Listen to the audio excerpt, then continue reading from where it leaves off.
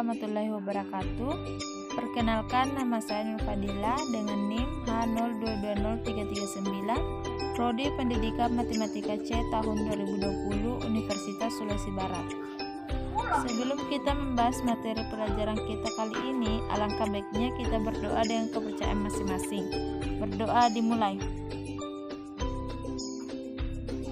Berdoa selesai. Sebelum memasuki materi, saya akan menjelaskan terlebih dahulu teori belajar apa yang saya pilih untuk materi teorema Pythagoras dan juga menjelaskan tujuan pembelajaran kita hari ini. Nah, teori belajar yang saya pilih adalah teori belajar kognitif. Apa sih teori belajar kognitif? Teori belajar kognitif adalah teori yang dipakai untuk menjabarkan proses mental dan bagaimana seseorang bisa terpengaruh oleh faktor internal dan eksternal untuk menghasilkan pembelajaran dalam dirinya sendiri, kemudian mengolahnya menjadi pengetahuan baru berdasarkan apa yang telah dipelajari mereka di masa lalu. Maksudnya adalah teori ini menyatakan bahwa siswa pada saat pembelajaran dilaksanakan memiliki keterampilan, pengetahuan, ingatan, dan informasi mereka sendiri yang berasal atau telah dipelajari di masa lalu. Kemudian saat mempelajari sesuatu yang baru, siswa akan memproses dan membangun pemahaman mereka sendiri mengenai suatu topik berdasarkan pengalaman dan pengetahuan masa lalu mereka. Tujuan pembelajaran. Yang pertama, siswa dapat memahami pengertian dan dalil Pythagoras. Kemudian yang kedua, siswa dapat menemukan dan memahami rumus Pythagoras. Yang ketiga, siswa dapat menyelesaikan permasalahan yang berkaitan dengan teorema Pythagoras. Kemudian yang keempat, mengetahui kegunaan teorema Pythagoras. Pengertian teorema Pythagoras.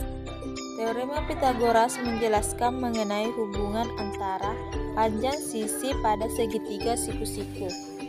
Bunyi teorema Pythagoras yaitu, pada segitiga siku-siku, kuadrat sisi terpanjang adalah sama dengan jumlah kuadrat sisi-sisi penyikunya.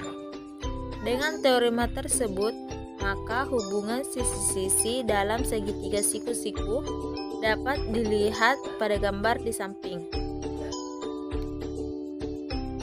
BC kuadrat sama dengan AC kuadrat ditambah AB kuadrat. A kuadrat sama dengan B kuadrat tambah C kuadrat. Keterangan, BC adalah sisi terpanjang atau hipotenusa, AC dan AB adalah sisi penyiku. Sekarang kita akan membahas tentang sifat teorema Pythagoras. Terdapat dua sifat yang ada dalam teorema Pythagoras, diantaranya adalah yang pertama hanya untuk segitiga siku-siku, kemudian yang kedua adalah minimal dua sisinya dapat diketahui terlebih dahulu. Permasalahan lain sering dijumpai yaitu dalam mengidentifikasi suatu segitiga siku-siku, bagaimana sisi miringnya, serta sisi lainnya. Untuk itu akan saya berikan sebuah segitiga siku-siku serta mengajak kalian semua untuk memahami setiap komponen dari segitiga siku-siku. Namun sebelum itu, yuk ketahui terlebih dahulu karakteristik dari suatu segitiga. Berikut ulasan selengkapnya. Nah, ini dia karakteristik suatu segitiga. Yang pertama, apabila kuadrat sisi miring sama dengan jumlah kuadrat sisi yang lain, maka segitiga tersebut merupakan segitiga siku-siku. Yang kedua, apabila kuadrat sisi miring lebih kecil dari jumlah kuadrat sisi yang lain, maka segitiga tersebut merupakan segitiga lancip. Kemudian yang ketiga, apabila kuadrat sisi miring lebih besar dari jumlah kuadrat sisi yang lain, maka segitiga tersebut merupakan segitiga tumpul.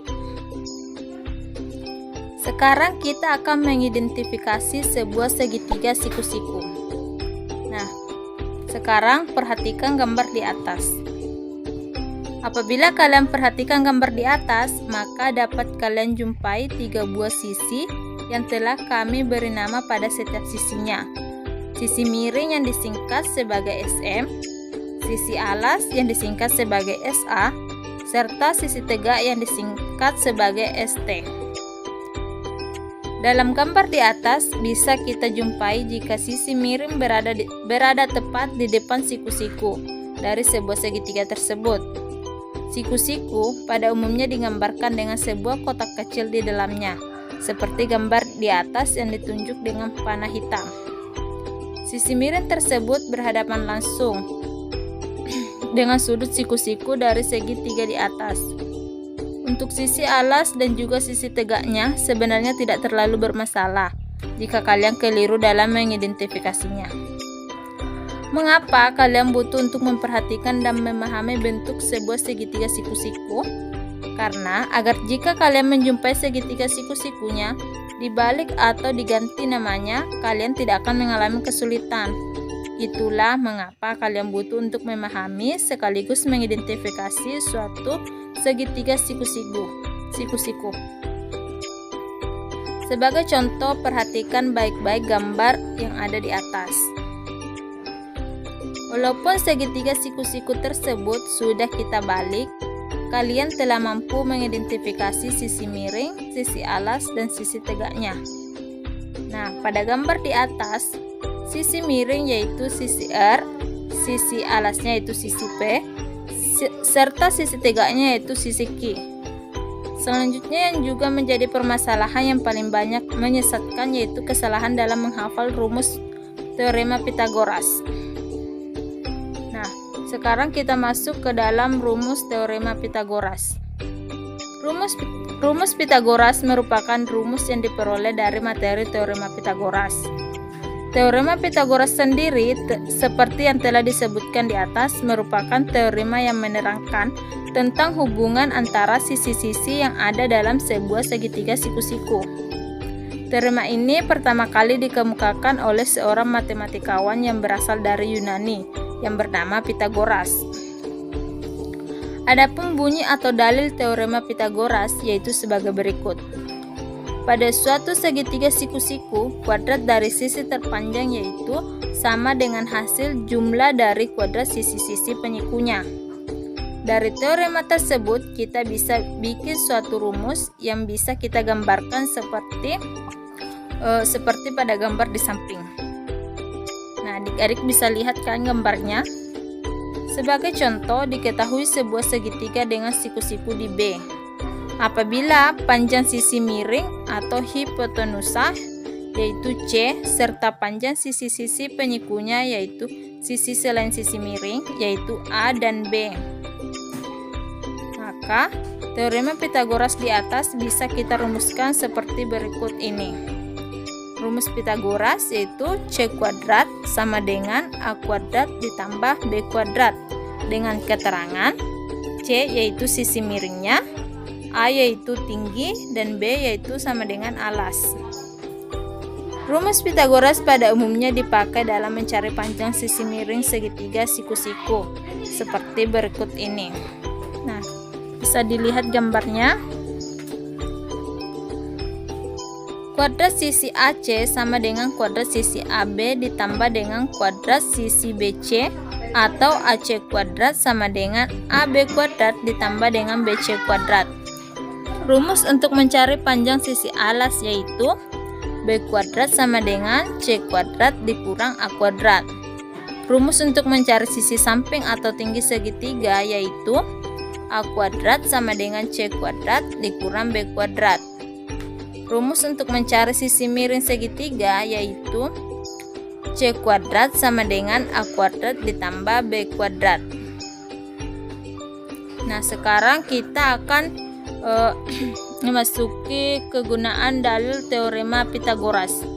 Nah, kegunaan dalil teorema Pitagoras selain dimanfaatkan dalam menentukan panjang salah satu sisi segitiga yang tidak diketahui, dalil atau bunyi dari Pitagoras ini juga bisa dipakai dalam beberapa perhitungan.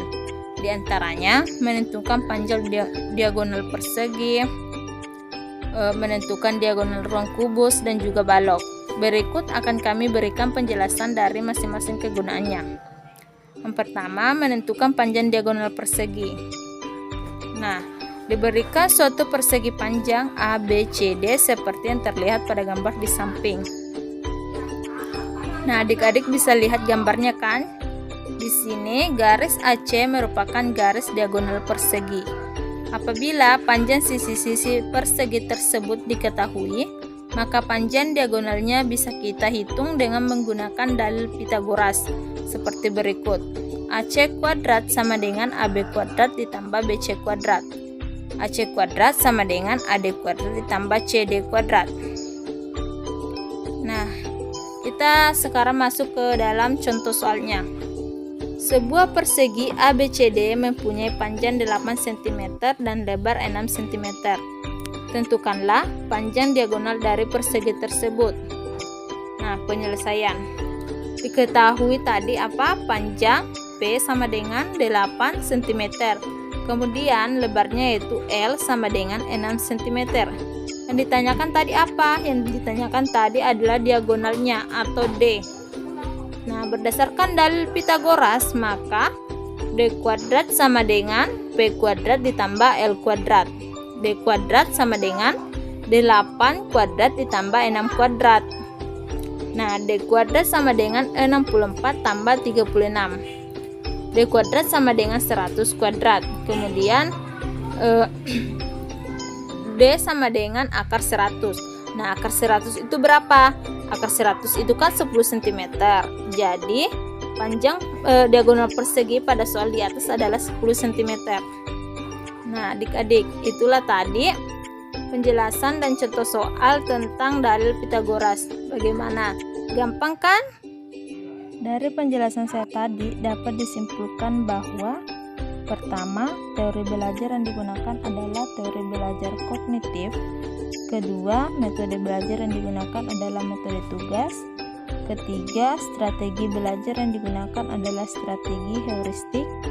Kemudian yang keempat yaitu model pembelajaran digunakan adalah model pembelajaran kooperatif.